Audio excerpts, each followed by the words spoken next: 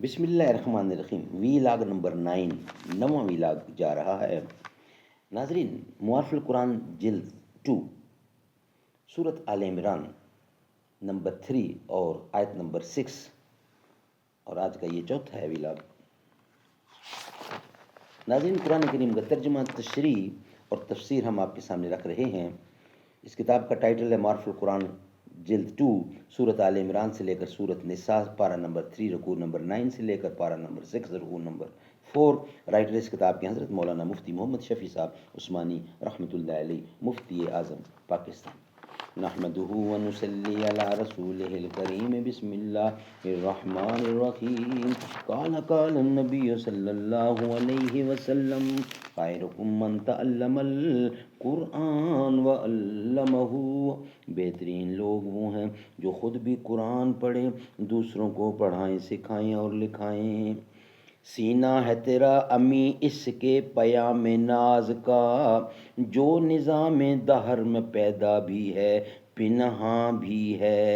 ہفت کشور جس سے ہو تسخیر بے تاغ و تفنگ، تو اگر سمجھے تو تیرے پاس وہ سامان بھی ہے۔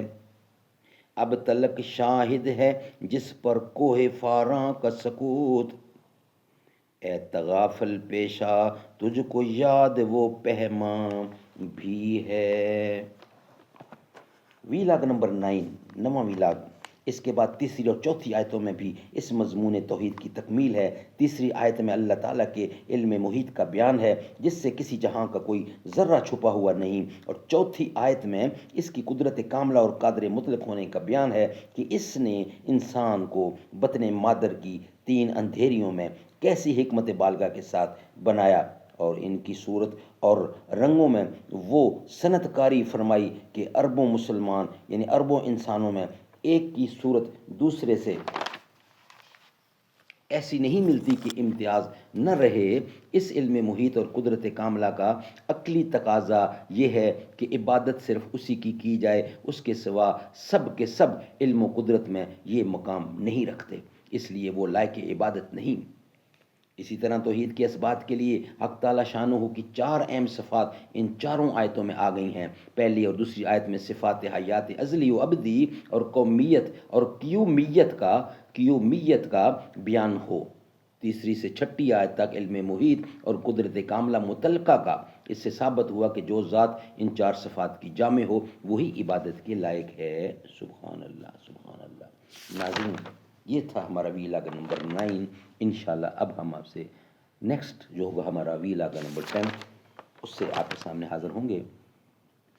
چوتھا ویلاگ ہمارا کمپلیٹ ہوا۔